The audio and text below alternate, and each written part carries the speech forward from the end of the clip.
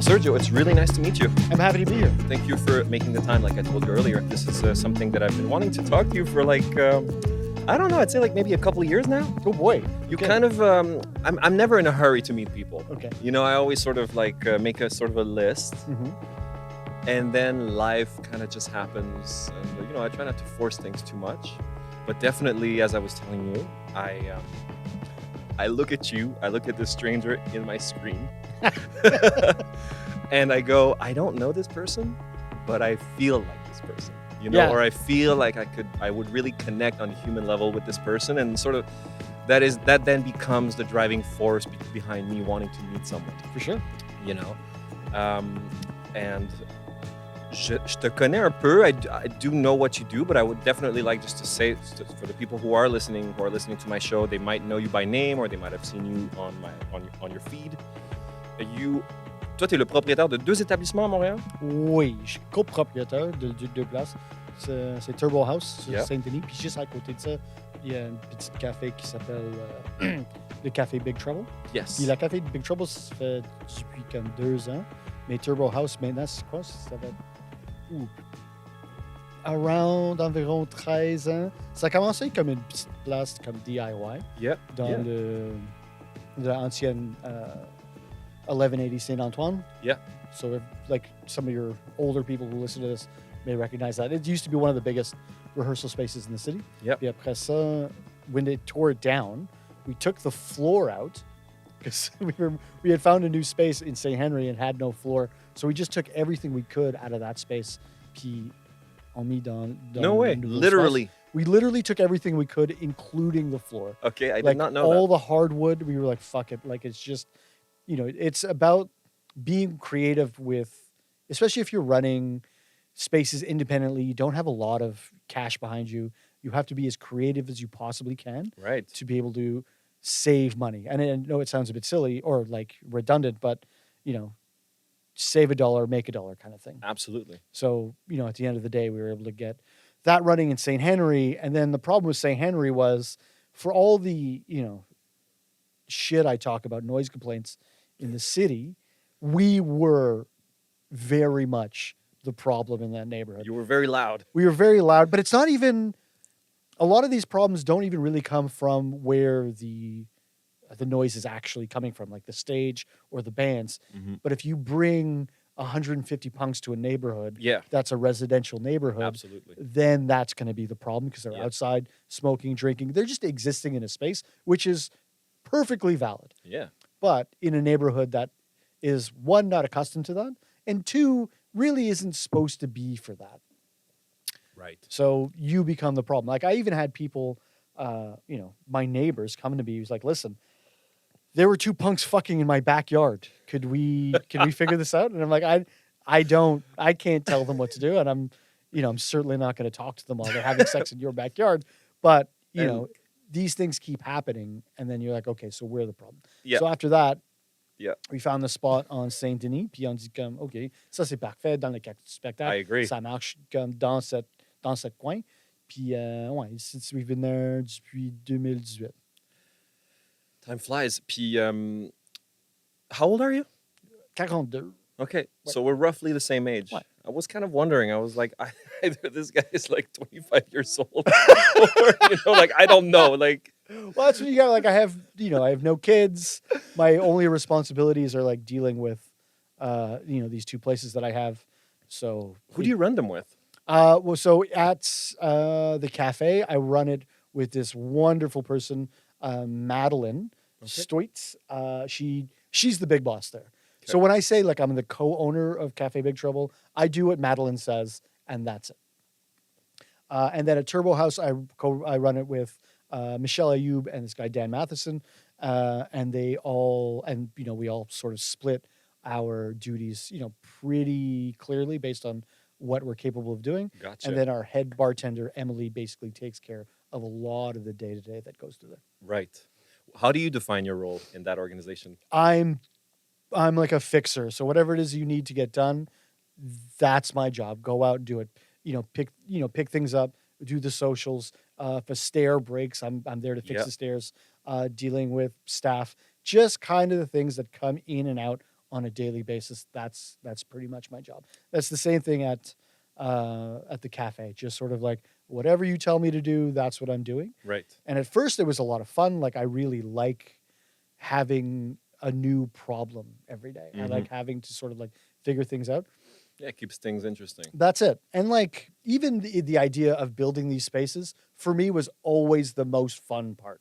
Like the idea of building the DIY space, like, you know, doing everything we could to make it as legal as we possibly could, even down to like, and you know, we would talk to people about like how to stay out of trouble. And their main things were always do everything you could to make sure you are running as functional and safe a space as you possibly can. Right. So like getting exit signs above the door, making sure the doors open the right way, like all the little things that they'll fucking nail you, this, even to the point where, even though it was a DIY, technically illegal space, we had liquor permits that we got because we had started a not-for-profit. And as a not-for-profit, we could get wedding permits.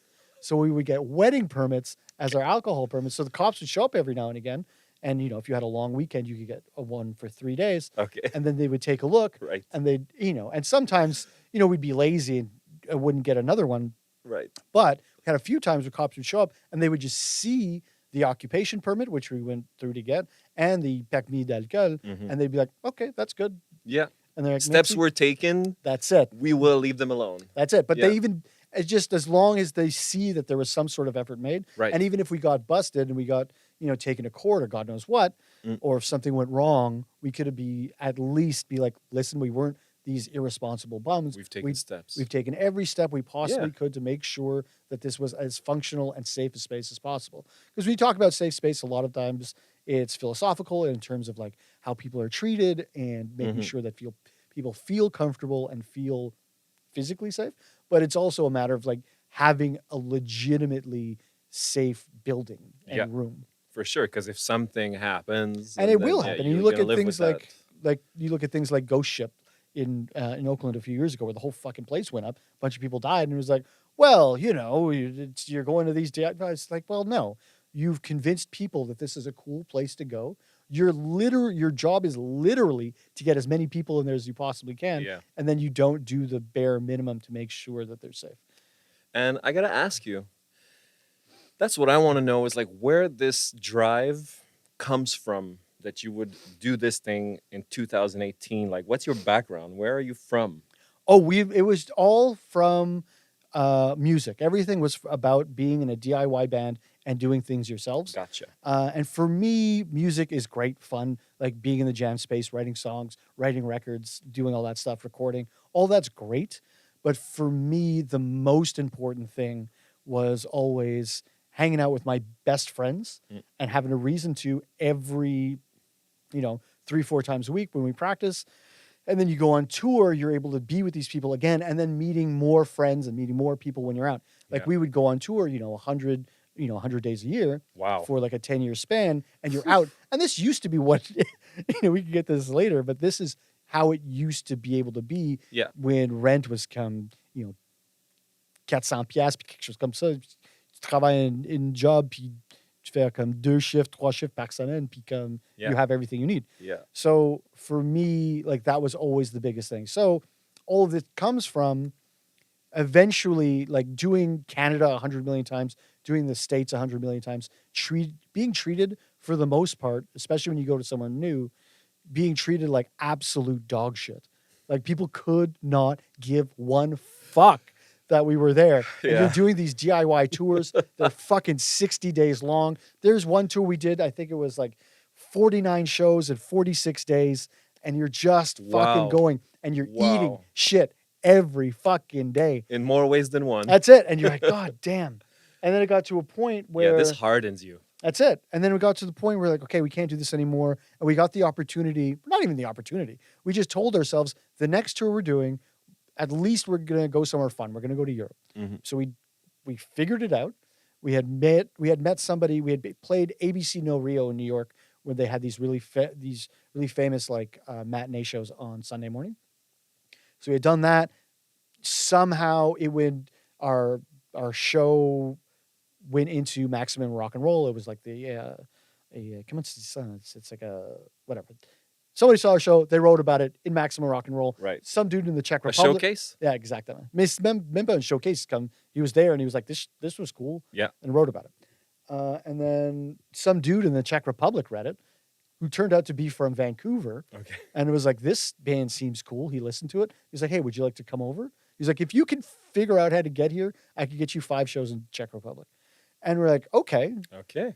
It's really just about hustling and finding ways to get cheap plane tickets and all this stuff. Mm-hmm. So we did it. And then we booked a bunch of other shows around there. And I think those 5 Czech shows were the best shows I've ever played. Wow. It started off, the first place was, quite small, maybe 100 people, but it was pretty full. And then literally the next day, the next show was absolutely fucking ramped. The show after that, even fucking just one show after another, becoming crazier and crazier. Right. To the point where the last show that they had done for us, they had to change the venue Okay. to anything that would be bigger. So we did the show in the entrance of a movie theater. And Wow. not like an independent movie theater, at like a Cineplex Odeon. There were 300 fucking Czech kids in this fucking show, and we were going off. It was the best. But on top of all that, every other place that we went as well, the shows were good. We got fed. There was a place to stay. There was no stress in terms of like what we needed to do. There was always a fixer. There was always somebody to make sure that we were okay. Mm-hmm. Even like some shows where people, you're playing a lot of squats, you're playing like a lot of these anarchist compounds, and they're like, we don't have money, so we're not going to pay you, but you're not leaving empty-handed. We had played one place where, we played the show. It was a lot of fun. They gave us like some oven-cooked pizza that they had outside. It was a huge, huge sort of place. Wow. And then the next day, they come in with this huge, like fucking giant thing of diesel. And they were diesel? Like, yeah, diesel gas. Okay. And we were like, where did you, okay. So they're like, this is about $300 worth of diesel gas. Just put it in the truck. Don't worry about it. It's like, where did you get it? Like, there's a construction site over there. We just siphon the gas from all the machines. And here you go. Just like, there was never no. Right. You know what I mean? Right. It's not about like, we can't do it. Right. It's always like and for the most part, when we're in North America, there was always a reason not to do something. Mm-hmm. There, it was like, that doesn't exist. It's Right. like, no, we're going to figure it out. Yeah, that's an attitude. I think it's funny because for me, I think if you're not into the music and the terminology and the lifestyles, I think like you have a really sort of punk is not just one thing, but it's also an attitude. That's it. It's and what you're describing to me sort of really goes into that ethos. For sure. And then and then by the end of these tours, we would come home and then we'd be back in Montreal and be the same treatment, and we'd be selling out these rooms. And at the same point, they'd give us like $175. Right. I was like, people came to see us, not this for the promoter or whatever. Sure. So we said, fuck it. We're just going to open our own goddamn space and we're going to use it and do things in the way that we were treated when we were over there. Wow. So that's where sort of the ethos of Turbo House came from. So like, I have the apartment upstairs where bands stay in. I have the cafe next door where I feed them for free. These things, if you're on tour, are taken care of. Okay. So I just want to slow down for 1 second because I want the people that are listening to understand what you just said because it bears repeating. You had this experience in your life that really informed a lot inside you, apparently. And so one of the big motivations as to the question I was asking you is that you wanted to find a way to replicate that experience for people that are coming to town or that are in town. And one of the ways you found to do that is to give them shelter and to give them food when they come to town. That's it. By creating this ecosystem. Now, Sergio, this is a very big deal. I mean, for us and for when we started, it wasn't even a matter of like, oh, we're doing something special. Like, it was the bare minimum. Mm-hmm. When we were over there, that was the bare minimum, to the point where some people would apologize if some of the spaces that they were letting us stay at didn't have enough beds or whatever. We'd be like, dude, I would sleep in the van in February in Guelph fucking Ontario. Yeah. And you're telling me, oh, I should feel bad that there's not enough. Thank you. Yeah, we're So good. we're good. And like the places you end up staying, and again, the really fascinating part and the really fun part is that there's never this idea of we can't figure it out. We had stayed in abandoned hospitals. We had stayed in like Damn. one dude knew how to break into like a weird bank, and we would stay in the safe. We had to crawl out a window the next day. And like the places that you would play were also like you have all this infrastructure there that's left over, especially in Eastern Europe, that's been left over since the Second World War that wasn't used for anything. Mhm. And the government would, one, for the most part, at very least, would turn a blind eye to the things that you were doing there. Right. And for a lot of these places would also be funded by the municipality or the state to put on some of these shows. So like you go to these squats and it's, converted military bakeries. You're in, like I played a show in an observatory. Observatoire? Exactement. Yeah. Observatory. We got words. We got And words. We got them all. But like these are the kinds of stuff. Like it's the kind of like creative thinking. It's kind of like, and it's not just the creative thinking. It's the willingness to do it. 99% of the job is having the willingness to do it. And it's, it can be daunting and it could certainly seem like, again, there's always a reason not to do something. Yeah. But then again, what's the worst that happens if it doesn't go well? It doesn't fucking go well. You learn about it. Yeah. And then you try again. Yeah. And no one remembers. You know what I mean? Like nobody fucking cares. Like no one cares. Nobody cares that you fucked up. Like I'm not going to win this election, but nobody's going to care that I don't fucking win this election. But they're going to remember a lot of other things though. Whatever, however it goes. And I'm going to do it again. And I'm going to run again in 4 years and you learn what you can learn in the first time that you try it. And then you take everything you learned and you go back. And I learned immediately. I've done a couple of debates so far. After the first debate, I was like, oh, okay. I see. Right. I understand. Right. The second debate, I fucking crushed it. And it's like, oh, if I leave this unchecked, I can literally just end up like a megalomaniac going around and learning how to politic and doing all this stuff.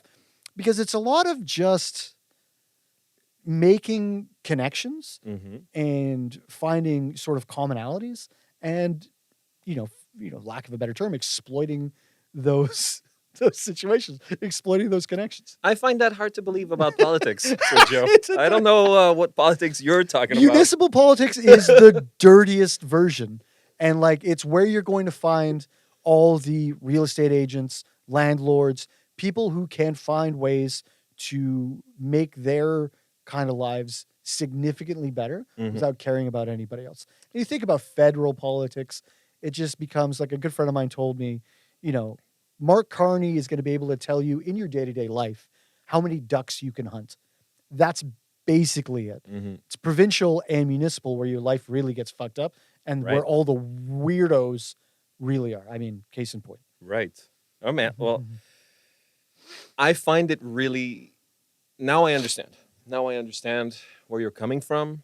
And so for you, I have to assume that like there's a natural almost transition to where you took on this role at Turbo House, and now you're beginning to learn a lot of how the world works, if we could call it like that, in terms of like, le voisinage, noise complaints, like a lot of these rules, que ce soit genre les règles du bâtiment, whatever, like we were talking about earlier. And you've become really vocal about that on social media. That's how I learned about you. Tell me about the onus to start doing this, which I think you just have that personality, but correct me if I'm wrong, but like you're not very polarizing in the sense that like people are like, this guy's fucking nuts and he doesn't know what he's talking about and he's wrong. Like what you speak, most people that I've spoken to, they're like, we understand what he is saying. His argument makes sense. Yes, and that's the big thing. You can say whatever the fuck you want in whatever way that you want to say it, but as long as you make sense and as long as you're telling the truth, even if it's just the truth in the way that you see it. You know what I mean? Like, I understand that there's two sides to the sort of noise issue, which is one thing that we actually have to stop doing. We have to stop calling it noise because it's not noise. Noise begets the idea that it's some sort of nuisance, but when in reality, it's probably one of the like nightlife, culture building, community building within these spaces is basically why we're here. So like, what do we? If we're not calling it noise complaints, what are we calling it, Sergio? Like, I mean, noise complaints, period. Forget it. It's just the sound of the city. That's what it is. You live in a city. That's the sound of being next to a neighbor. That's the sounds of, that's life in the big city, baby. I don't know what to tell you. That's just what it is. but you know what? Like, but help me out. Like, what are we calling those issues? It's Sergio, this is your time to shine, I baby. know, but you have to get it out of your head that it is an issue. You're right. Because it's not an issue. You're right. The salles de spectacle, des bars, des restos, ça marche, the way that they're supposed to. Comme il faut. If you start thinking about how everything else in the city works, think about like a school in front of your house, right? Yeah. You can't call the cops on an 8-year-old because they're making noise at 8 a.m. in front of your house. That's just the sound of the city. Same thing with construction. Same thing with ambulances. You can't call the cops on an airport when there's, airplanes that are going over. Ça marche pas. Nobody's going to listen to you. Nobody's going to give a fuck. So why is nightlife being treated in this way? Which is, live music is a huge, in every way you look at it, it's relevant. Live music is a huge thing. It's almost bigger than the automotive industry in Canada. It's definitely bigger than fisheries in Canada. And if you look at nightlife in general, it's literally one of the biggest industries that we have in the country. It's an economic motor. In terms of people working, just in nightlife, like alone in Montreal, and that doesn't include taxi drivers. It doesn't include people who work at late night restaurants. It doesn't include people who are adjacent to nightlife. Just people who work in nightlife. It's 33,000 people who are being employed in the city, in like the downtown core. So it's a matter of like, okay, so what are we talking about? How can I make people understand that this is not about being a nuisance? This is how people pay their bills. And a lot of people would be like, well, this person is sleeping. You're going to make it difficult for them to work the next day. It's like, I'm already at work. What the fuck are you talking about? Mm-hmm. You're making it difficult for me to fucking work. Mm-hmm. You're making it difficult for me to fucking pay my bills. You're making it difficult to fucking eat, pay my rent. The same thing with the staff. Everything, there's a push and pull. Why do you think nightlife is so difficult to represent and defend on a... d'une façon genre locale, genre. Because ça manque respect. People don't think of it as a way of an actual way in order to build community culture, and when they think nightlife, it's like, oh, you're going out, you're getting drunk, you're getting into fights, puis mais c'est pas comme ça. C'est comme des personnes qui jamais, they never go out, so they think as a bar owner, the vast majority of people really don't go out that often. Right. They'll go for New Year's, they'll go for their birthday, they'll go for Halloween, they'll go for St. Patrick's Day, and they'll go for Saint-Jean. Mm-hmm. 5 fois par année. Right. Most people who are sort of like outside of any sort of like alternative lifestyle. That's a big statement. Dude, I see it. And you can see the explosion of people that come out on those days. Mm-hmm. People and you see how bad it looks when people are puking and they're fighting. It's a lot of people who don't know how to be around large groups of people because they don't normally go out. Yo, I fucking agree with situations. You're fucking right about this. They don't, like, that's yes. Why. Why do you think anybody who normally goes out fucking hates St. Patrick's Day, fucking hate New Year's, fucking hate Halloween, fucking hate, I mean, your birthday is one thing, but fucking hate, like, going out, Saint-Jean. I usually don't make a deal of those events. Yeah, because you go out normally. Yes. But there's a lot of people, and I mean, it's probably a bold statement. It's a bit of a hyperbole to say that most people only go out on these days, obviously. I understand what you're trying to say. But, like, there is an influx of people who are not accustomed to being out, mm-hmm. who will go out in those days and will make judgments on what nightlife is based on these fucking days. And that's part of it. That's certainly part of it. It's not regularly participating and then feeling othered and feeling weird when then you're in these situations. So, we have to make it more open. You got to stop, gatekeeping a lot of these fucking things. You have to make regular people feel comfortable in comedy clubs and, in all these spaces. And then when you're talking about nightlife, it's also important to talk about things that are not just clubs and venues and bars. There's strip clubs, it's sex workers, it's everything that encompasses. It's a lot of things. It's a lot of things. Yeah. And it's okay if you don't have the answer, but why do you think on a municipal level in terms of politicians and what's the word I'm looking for? Not laws, but like, que ce soit genre, the way we frame, like the legal framework of like defending, protecting, faire valoir tous ces endroits-là. Like as you said, we don't get the respect. That's the first thing you said. So it's a question of respect. So, which leads me to then think like, I wonder sometimes, I'm like, is it just because these people don't care, or is it just they don't get it? Ça. Ouais, parce que tu sais, man, like they just don't give a shit. Parce que c'est comme chaque fois on parle de ça, ça change tout. Every time it goes in the newspaper, every time we talk about it on the radio, it creates this idea, this sense that it's a much bigger problem than it is. It's not that big of a problem. These people don't care because they live in Laval, they live in, Candiac, they live in Beaconsfield, where they don't actually engage with nightlife ever. They never have to worry about these sounds.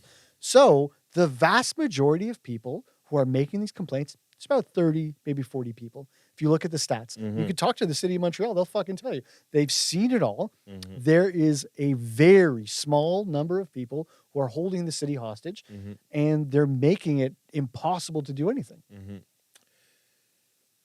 And ultimately, you have to, at some point, be the guy on the other end of the phone who's responding the same way that you would if somebody was calling to complain about a construction site or a school or an airport or living next to the train tracks. Folks, c'est comme, ouais, tu habites à côté de l'aéroport, qu'est-ce que tu veux? Yeah. Tu habites à côté de l'école, qu'est-ce que tu veux? Yeah, we don't like to talk like that about, like, we don't like to hold people accountable as a society. Mais tu fais un choix, honnêtement. Si I tu agree habites dans with les quartiers de spectacle, dans une condo de 2 millions de dollars, Ouais. puis comme tu vois comme, Jazz Fest, fuck that. Ouais. Mais tu fait un choix. Ouais. Puis, you have to live with, you made your bed, live in it. Right. Puis comme, même sur Saint-Laurent, Saint-Denis, c'est pas la même chose qui c'était comme, 20 years ago. Right. It's not the same rent. You're not talking about, people like, well, they've been living there for years. Then they know, one. Two, people who are just moving there, it's a $1,900 apartment. Don't talk to me like you don't have a choice to live anywhere else. You have the choice to live in other places. There's maybe, 10, 15, maybe 20 streets in the city that have an active nightlife. Right. Don't tell me there's not another street you can live on. Don't tell me that there's not somewhere else you can be.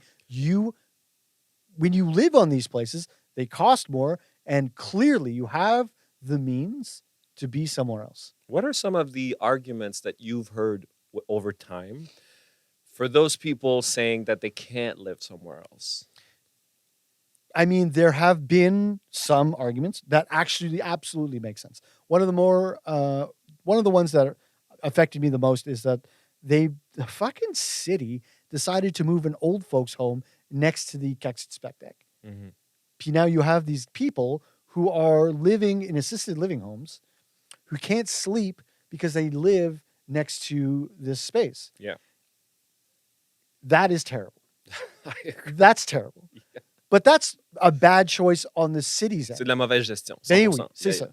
Alors, but when we talk about these very hyper-specific situations, it's to remember that we're not legislating for the fringes. We're not legislating for these hyper-specific situations that are happening. We're legislating to help as many people as we can with the rules that we have in place. Right. And then these very specific situations, we end up having the time and resources, if we've made the right choices in the first place, to be able to take care of them and figure out the best way to make sure that these people can live with that sense of quality of life that they deserve. Right.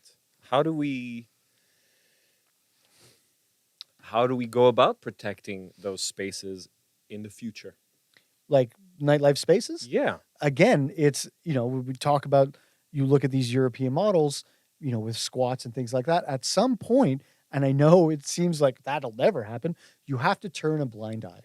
At some point, you have to realize, just like fucking construction, just like schools, just like train tracks, these are the sounds of the city. And in order for you to be able to live in and create community, you have to accept the fact that there's a modicum of noise in your area. Even like the way that we speak to our citizens. If you look at and somebody brought this up to me at the debate that just happened on Thursday.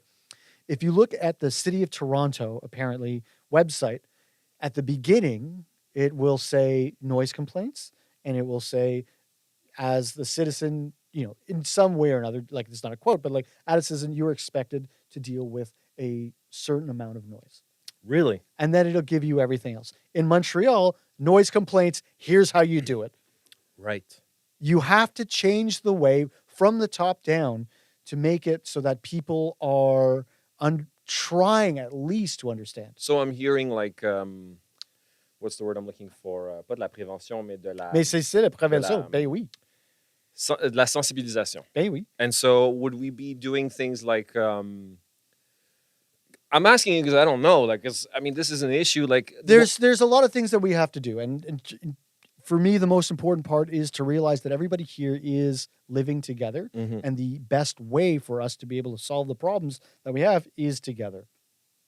So a big one is mediation, getting the cops out of any sort of sound issues in the city whatsoever, so that we have an independent team of mediators who will be able, because again, people are like, oh, they're going to go to every single one. There's not that fucking many. And you have to remember that. There's not that many fucking people. There's not that many fucking venues. It wouldn't be that hard. It wouldn't be that expensive. I got to ask you. I work for la Société de Développement Commercial du Boulevard Saint-Laurent. Okay. You have one also for the Quartier des Spectacles. You work with Tasha. Yes. She's like the best. We have this thing, justement, they do mediation, les veilleurs. Ben oui. And so, for those who are listening, les veilleurs, c'est du monde qui vont, they're going to take, ça va être comme un peu des first responders avant de mêler la police. That's why I'm bringing this up, because you're talking about prevention, you're talking about mediation, not involving the police right away, not escalating things. And la SDC du Boulevard Saint-Laurent, they created this initiative a few years ago. I think it was even before the pandemic. It's this team of people who are trained to assist in situations where people are coming out of bars or establishments or anywhere, for that matter, and that they're unwell in the streets. So they might be having an episode, either from mental health issues or la consommation. And those people will be called by any commerçant or person living in the area. I think that's a beautiful, much needed initiative. I'm sorry for the long answer. I think people that are listening need to hear this. Est-ce que donc tu suggères une initiative qui ressemble à ça? 100%. Okay. 100%. Puis à Transition Montréal, on a quelque chose comme ça. On veut faire comme avec... Il y a beaucoup de gaspillage dans le SPVM pour son overtime. Puis dans le dernier 4 ans, je pense que c'était comme 40 millions de dollars pour son overtime. Puis ça, c'est comme avec son budget, puis un autre 40 millions. Yeah, I understand. So, you're like, okay. Right. That's a lot of money. Ben oui. So, we're looking at regulating that, taking that 40 million, and then putting it into a 24/7 service for exactly that. And it's not EMIS. People are going to be like, oh, EMIS, they already have that. C'est pas la même chose. C'est comme, EMIS is actually very hard to get a hold of. There's no direct number. Pour nous autres, ça va être comme un autre, comme 311, 911. Yes. Mais c'est comme... What's EMIS? I'm sorry, I don't know. EMIS is like the... What, do you know the acronym, the full name? Oh, I don't even know what the whole What do they do? Essentially that. But they don't go into people's homes. They don't go into... And from what I understand, you can't even really contact them directly. It's like somebody... You call 911 and they'll send somebody in the whole thing. Okay. Mais avec nous autres, ça va être... Tu peux parler avec le the people, the 24/7 Yeah. sort of street level Mhm. social workers, you'll be able to call them directly, which is 100% what we need to be doing. We Mhm. have to be getting police officers out of these situations where an armed person doesn't need to be. And like you look at it, between 70 and 80% of calls that are made to the police are not dangerous situations. So if we could be if we can find ourselves where we have the proper staff Mm. that's paid Mm. enough to make a good life doing this and will not burn out, to be able to deal with these sort of like mental health breakdowns, people who are living on the streets in situations where even I would not want to call the police. Most people don't want to involve the police, and Yeah. it makes it much easier to be able like, okay, I don't even have to think about it. This person's in crisis, or they may be in crisis. I know a number that a person who will immediately be able to help them will show up. Right. And it will not intimidate them. It will not make their situation worse. Immediately, we can feel comfortable calling this number and making sure these people can be taken care of. Well, now that you framed it, or that we framed it in this this sense of like having a dedicated team, because I'm familiar now with like le concept d'avoir des veilleurs and how they get funded and how it works, this is a very feasible thing. But the other thing that needs to be changed now, il y a quand même des particularités when you sign a lease, when you move in somewhere, and now the city gets involved, or I don't know if it's the city, mais il y a le TAL déjà. Ça, c'est pour la province, je pense. OK. Toutes les choses avec le logement puis tout ça, Ben, c'est parce que, I mean, normalement, c'est avec le province. Alors, il y a des choses que tu peux faire en ville, comme zoning puis des choses comme ça. Mhm. Mais normalement, comme le prix de logement puis les augmentations de le prix de logement, ça, c'est provincial. Right, but like, how are we mis en situation? Je déménage à côté du Turbo House, puis là, genre, I'm starting a fucking noise complaint. What's protecting you right now? Zero. There is zero to protect people who are small businesses like myself, or even big, huge corporations like Evenco, all these people. Like, they are also not protected. Like, you can make a noise complaint to the Bell Center. Nobody's going to listen, but you can make a noise complaint to the Bell Center. So for us, again, mediation's always going to be the big thing. Get any sort of punitive measures out of the equation and get it directly into the hands of people who will be like, well, this is what the situation is. How can we fix it? And, a very famous story that my friend John Wise always brings up. He's one of the guys who runs Smack. Okay. There was this club in the Old Port where every summer, this guy would just fucking go crazy, making one noise complaint after another, after another, after another. Eventually, they were like, fuck me.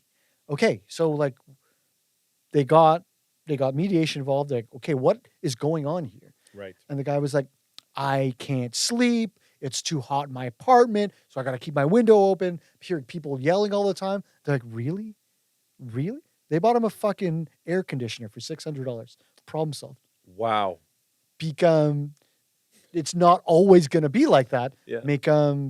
If you can solve a vast majority of these problems with closing for us, the biggest thing, I was like, okay, we're not going to get into an issue where people live directly above the bar. They're never going to have it. So we rented the 2 apartments above the bar, one's for bands and one's where I live. C'est facile. Done. The landlord's fucking happy because he hasn't had to find a new fucking tenant in either of these apartments for 10 years. Wow. Puis des autres personnes, c'est comme, OK, c'est mieux comme ça parce qu'on entend absolument rien. But, I mean, knowing what I know of people, Ben oui. people aren't really fucking as open to want to negotiate. And I feel that that's why we do have laws and rules, That's it. Part of the laws and rules, motherfucker, you got to negotiate. 100%. I feel that it's like, c'est aussi fucked up Ben oui. que genre, la tulipe a fermé. Ben oui. Like, c'est comme it's l'histoire nuts. pour la tulipe, c'est comme la situation parfaite de parler de tout ça. Yeah. Yeah. C'est comme une personne qui changeait le zoning pour le building illegally.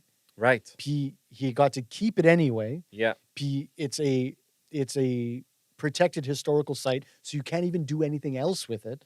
Puis maintenant, c'est comme, tu sais, vide. Comme beaucoup d'autres places, en Montréal, comme des bâtiments abandonnés, des locaux qui sont vides. It's like, that's part of the biggest problem that we have, where everything is on the speculative market. Everything is sort of like a no way to like invest and make money, and like it does not fucking matter who it affects. There's a real lack of civic responsibility and a real lack of civic pride in these people who are basically shaping what the city's going to look like in the next 20, 30, 40 years. How does a punk have more values and morals than these people, apparently? I don't get it. Because punk is about building community. And if you don't give a shit about anybody else, you're never going to worry or think about building community. If that's what you care about, and it's not just about what I have or what I need or what I can get, then you can start to see how things can possibly be fixed for everybody. And like, I'm not a fucking psychopath. I don't think I have every answer to every fucking problem. And I don't think I'm going to magically get elected to some fucking city councilor fucking position and be like, guess what? All our problems are solved. We're going to talk it out. That's it. So, ça marche pas comme ça. If you can, you have to be able to help and do things within the sort of like spheres and the power that you have to do it. And like, you have to get involved. And like, voting is so fucking annoying. And like, people will tell you, you have to vote, and they'll fucking make you feel like shit about it. You don't want to fucking vote. Don't fucking vote. Okay? Don't fucking do it. Okay? But you have to do something. You cannot do nothing. There are many ways to be a responsible citizen. That's it. Right. Voting is just the easiest one. I often will tell people, it's like voting is a lot like keeping clean, right? Just because, I fucking wiped my ass doesn't mean I don't have to take a shower. Just because I fucking voted doesn't mean I don't have other civic responsibilities. You're right. Absolutely. And a lot of people would have you believe that really that voting is the end all be all. They will use one or two extreme examples, which are hard to disagree with. For example, like women's rights. It goes without saying that, like, I do not want women's rights to regress. Of course not. And so I understand with this thought that voting is important. However, by the same token, people never address, for me, what's a bigger issue is like, why are we never addressing why so many people are disenfranchised and do not want to vote? I think instead of shaming people into voting, we should reach out to everyone and sort of go, I kind of get why you don't want to vote, and I kind of get why you think everything is shit. And I'm not going to fucking belittle you. I'm not going to t'infantiliser. And yeah, you're right. Things are fucked up, and I don't have the solutions. We never talk in sort of in a more even keel manner, People come at me like, who do you vote for? You going to vote? I'm like, first of all, chill the fuck out. Chill the fuck out. You're not even a good person. That's it. You know what I mean? Like, you think voting absolves you for the next 4 years? No. You haven't done anything else. Yes. And that's sort of my push and pull with this whole thing. How do you feel about what I'm saying? Like, you relate at all to what I'm saying? You cannot absolve yourself of your other civic responsibilities because you did the bare minimum. Voting is the bare minimum. And I can understand why people would not want to do it. But I would caution them in terms of thinking that, especially the more hyper local that you get, the more it affects your day to day. So thinking in terms of, I don't want to vote in the city election, it's not going to fucking change anything. Yeah, brother, it actually might. If you're talking about like zoning and how like housing works for, in certain specific ways, like, you look at Airbnbs, right? If you have a bunch of real estate agents and landlords who are, a lot in municipal elections, who are making the rules, then guess what? Their needs will come first. So having more Airbnbs, having, less renters' rights. If you look at, our housing minister in the CAC, she's a fucking real estate agent and a goddamn fucking landlord. And then, we lose our ability to do lease transfers. Yeah. And they have this other thing now that they're talking about where they want to be able to charge you up to 5% of their fucking, on top of whatever they're already fucking charging you. Your rent includes the fucking renovations, and they're going to put a little fucking 5% in there on top of the other fucking Which is money. a lot. Are we fucked, dude? Yeah. And they're like, yeah, no, of course, I'm not going to vote in the provincial elections. And then their rent goes up fucking $150. Not saying that it's your fault. Clearly, it's not your fault. You don't own the building, and your one vote may not seem that much. But like, this is where all that shit happens. And you look at the federal elections where it has this huge, like in air quotes, huge, comparatively to municipal elections, has this huge voter turnout. And again, that does not affect your day-to-fucking-day life. I think it's that we get caught up in the grandeur of it all. Ben oui. Mark Carney going against Donald Trump. Ça, c'est comme, OK, mais ça change absolument rien. One thing I feel that like francophones are not really appreciating about Mark Carney is his last name. Because if you speak English, like you really get it. Yeah. You get like Carney. Okay. Mais c'est But comme, les francophones sont comme, c'est quoi Carney? mais c'est comme, C'est comme, c'est un clown, puis ça le dit dans son nom. That's it. And like, when you talk about the sort of like discourse around even somebody like Mark Carney, a banker, and you have people saying like, oh, he's, communist Carney.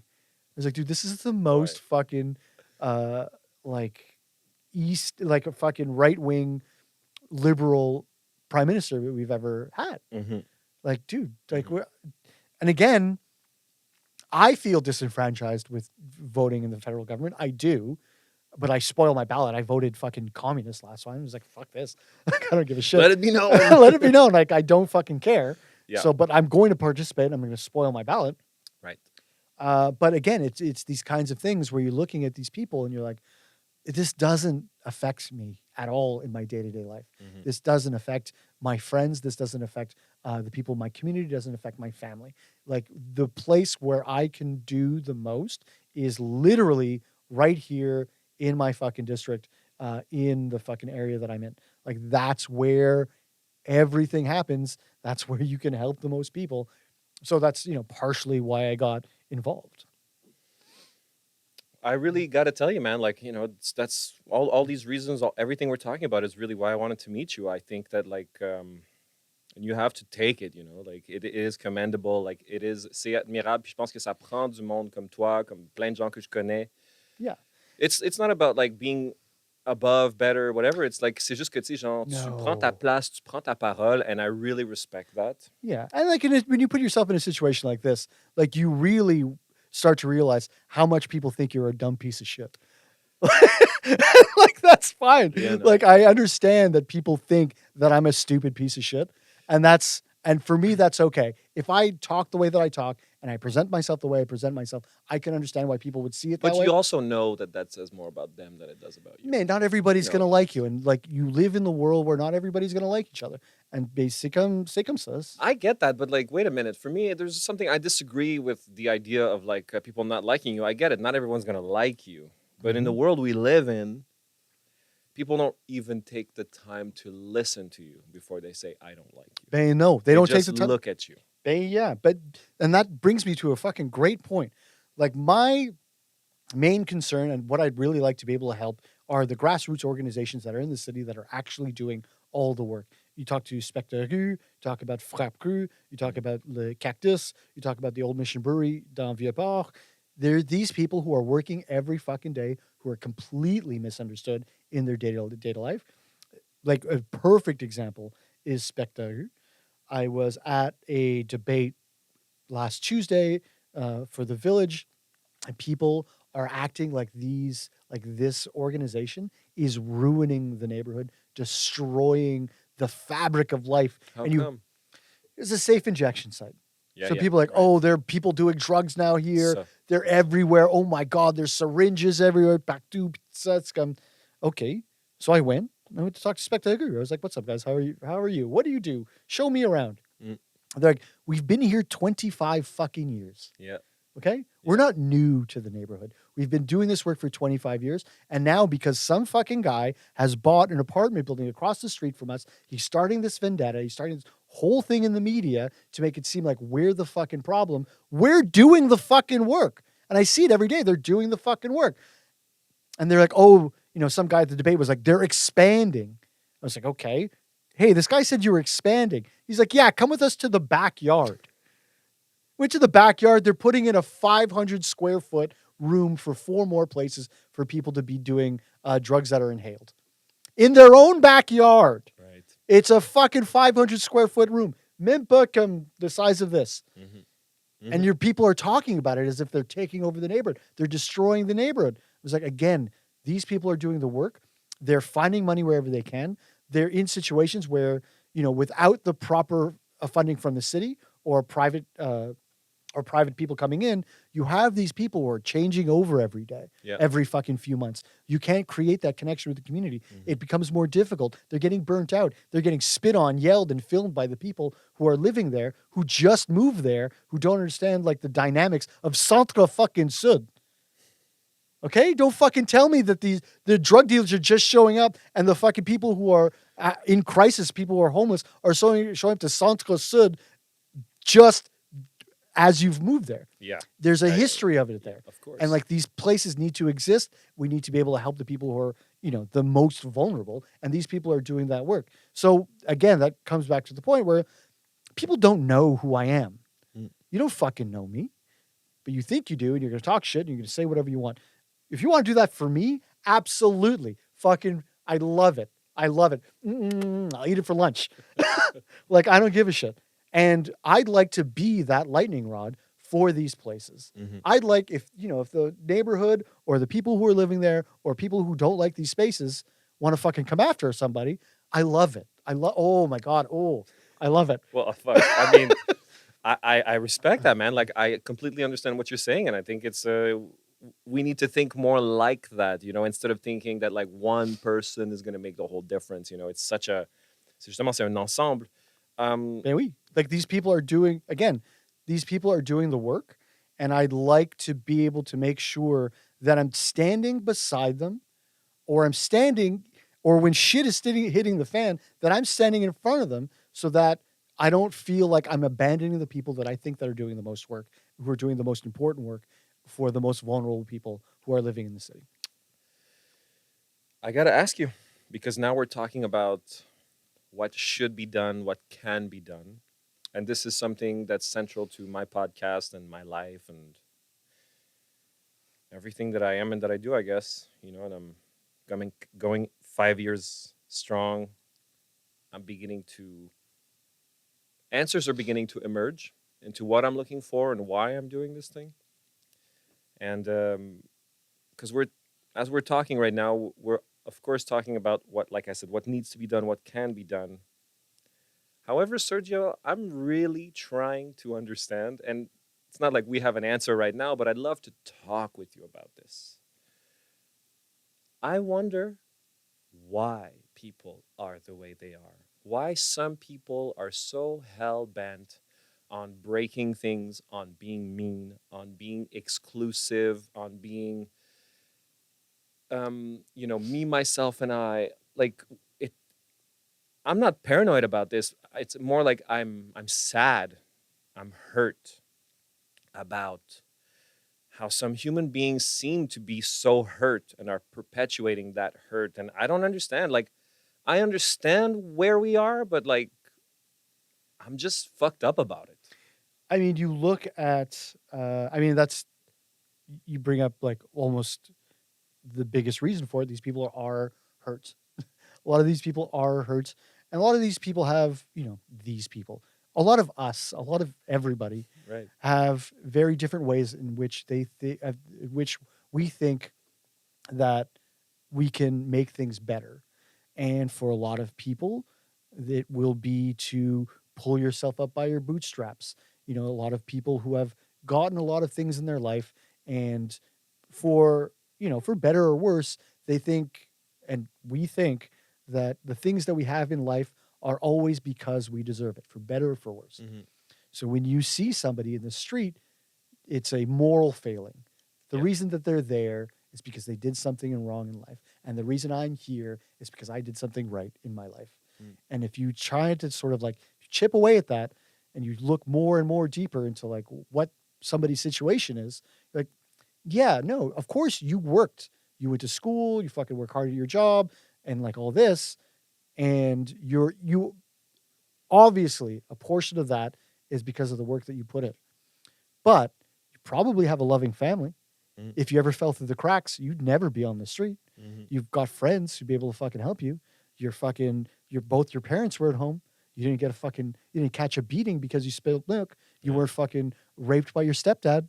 You know, these things weren't happening to you in your life. And since that didn't happen to you, you know, you're not having these other things go wrong in your life.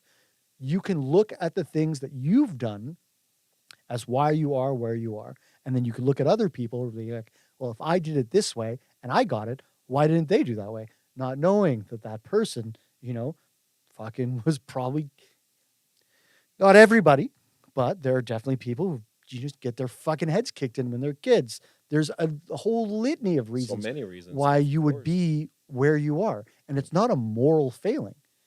You know, That's very well said. A moral failing. It's not. Right. You've been dealt these cards. And when somebody's going to Spectacle, if they're going to the Mission Brewery, they're on the streets, those are people who literally have no other options. Yep. If you think that like if your family who loved you, who was still capable of being there for you, would let you live on the street, I know my mother fucking wouldn't.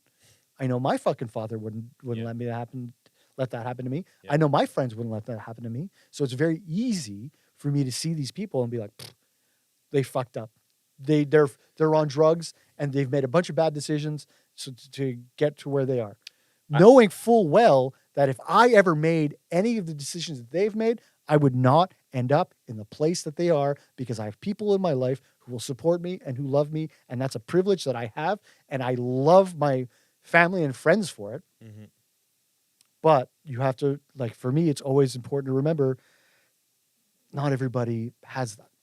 You're absolutely right.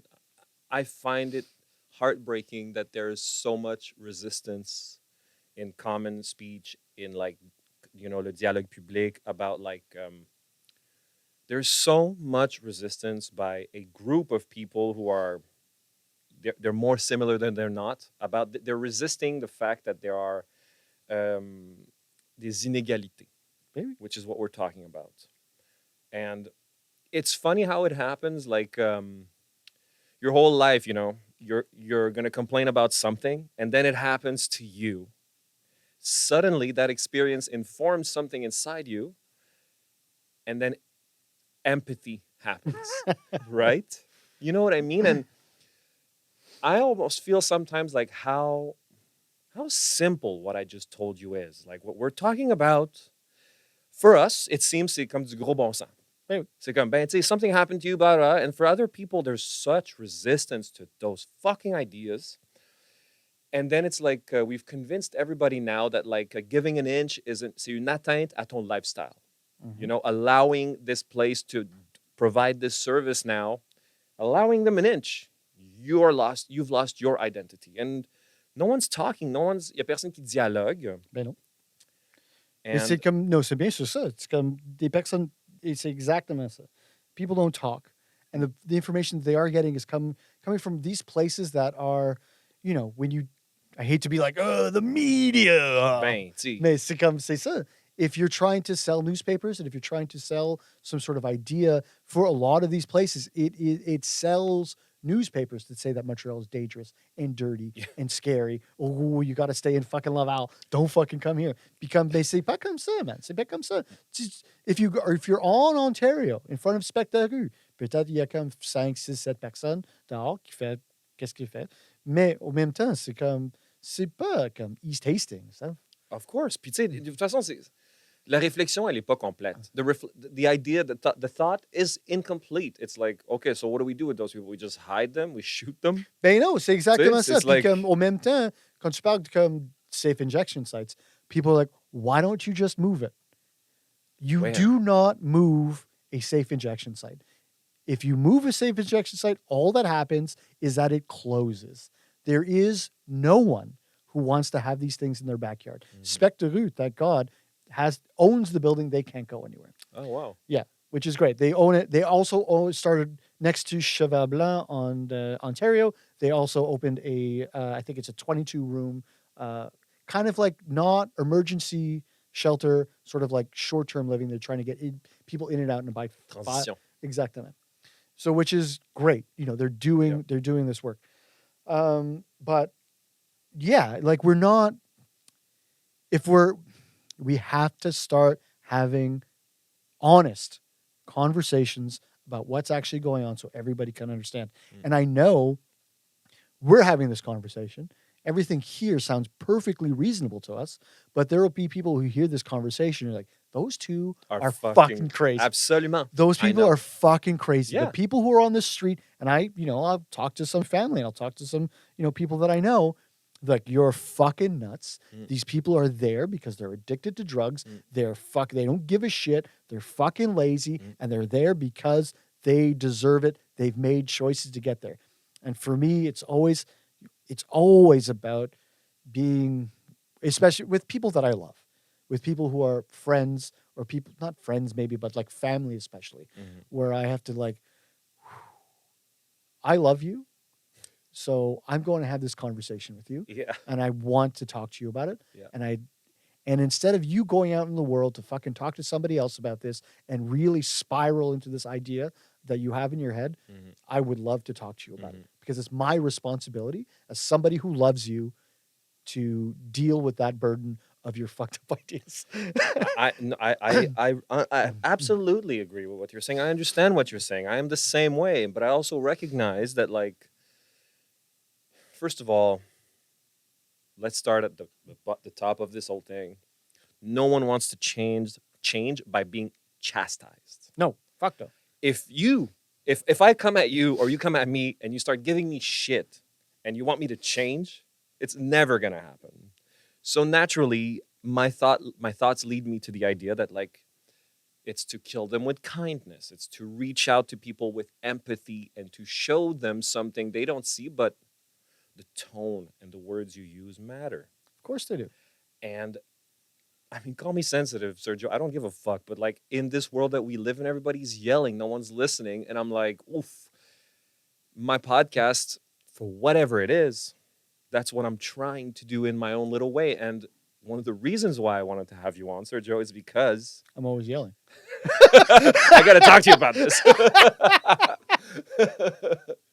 I feel that we are kind of, we share ends in that way. I see you, and behind the laughter and the comedic anger and the genuine anger too, but the persona, like, I completely understand what you're trying to do, and I'm repeating myself, but I feel that in that way we Of course. And if you can look at somebody and if you can find those ways that you can connect, if you can find that similarity, even with somebody who doesn't agree with you on, things, these important things that we talk about, it's important to always leave that door open. It's always like, hey, I've never treated you in a way that wouldn't want you to be able to come to me if there's an issue, if you change your mind, if you're now more receptive to these ideas. I never want you to feel like I've closed that door. Obviously, there are boundaries. Obviously, we're not being like, hey, fucking, come on, Hitler, let's fucking figure this out. Of course, and that's the tough line that we have to navigate. Of course. And so, like, that's why I'm very clear when I'm saying stuff like this, for the people who are closest to me in my life, that's the olive branch I'm willing to extend. Yeah. For, and for better or for worse, the people who I come into contact every day with, absolutely. But there's a certain point where if somebody's talking shit about me on the fucking internet, I couldn't give one fat fucking shit about it. Like, you're not worth my time. Yeah. Like, especially me. You know what I look like. You know what my fucking name is. You know where I fucking live. You know where I am 90% of the fucking time. Yeah. And I'm going to say whatever the fuck I'm going to say all the fucking time. And you're going to call me a piece of shit from behind a keyboard with a fake little anime fucking for icon sure. All that. and be like, whatever. And, I come from a family of 4 brothers. Okay. Okay. Well, this is a big piece of information, Sergio. Okay. So we're 5. We were 5 boys. Oh my God. One of my brothers passed away in December, but Okay. like we were 5 boys.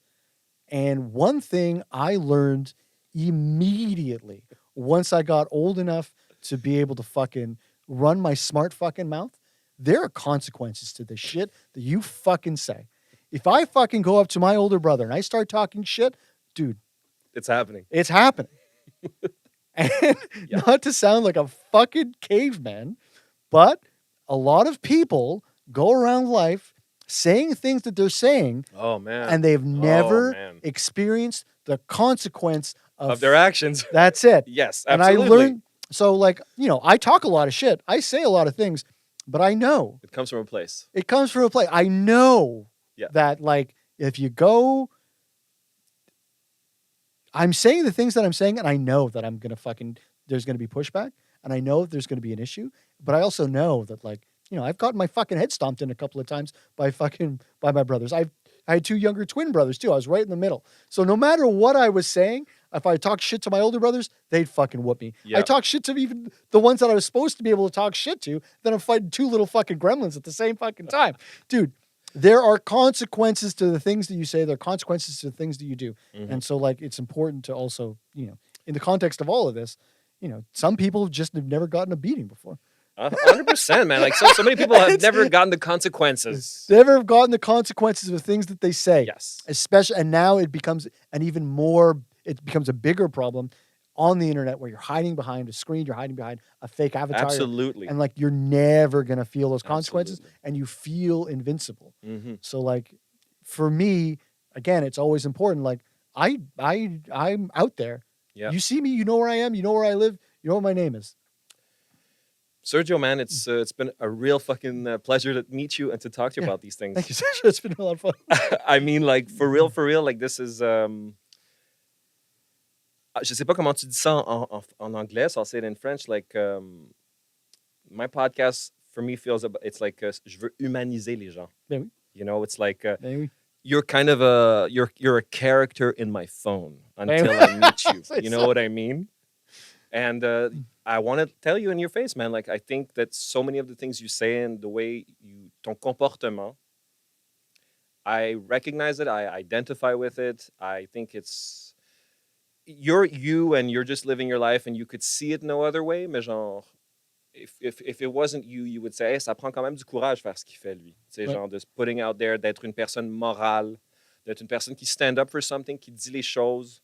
In our day and age, it's not a given, man. And, I'm really happy that I got a chance to meet you. And the people that are listening to this, they're going to have a trip for sure. I'm really happy to be here, and like, I appreciate the kind words, but I think for a lot of this, again, what we're talking about is sort of like bare minimum, ways that we have to be treating each other. Again, like the character on your phone, it's 90% a character. I'm just, Yes, sir. it's like, Of course. it's, you speak to my girlfriend, she'll be like, you're, Ça, c'est pas Sergio, ça. basically, I get to be a weird little person with her, but like, it's not the same person. But ultimately, the things that I believe and the things that I say, like, these are all things that I genuinely believe. I genuinely it. care about these things. Like, it's important for us, again, every time I do any of these interviews, the most important thing you could do is get involved in your community, create community, be there for your friends. The most inconvenient things, like helping your friend move, picking up the fucking phone, sending back a text message, meeting for a walk, do it. Yeah. Do it. You can't just do it. Just do it. Moi, Sergio, je suis fucking down avec ça à 100%, man. On va finir sur cette note-là, man. Where can people find you on Instagram? What is my actual Instagram? Turbo House, at Turbo House on Instagram, at SM Da Silva on Instagram, and then I think Turbo House on Twitter. Twitter is where I'm allowed to be an absolute piece of shit. Right. Because it's nothing but piece of shit out there. C'est vrai. That's my favorite one. 100%. That's my favorite one. But yeah, find me on Instagram for Turbo House, SM Da Silva, and then And Turbo also House people on- can vote. You should vote, okay? I said before, don't vote, but Craig, big boss, Sir Sylvie, okay? Everybody should vote. You Yes. should go out. You should feel bad if you don't. You should feel like you fucking fucked up and everything that happens wrong in your life is because you didn't vote in this specific election. Go vote. But really, if you don't want to, don't. C'est parfait, ça. Merci beaucoup, guys. Je vous dirais de vous abonner. N'oubliez pas de vous abonner, man. You know what it is. If you don't fucking subscribe, you don't get this fucking culture thing. Merci beaucoup. That's it. Fuck.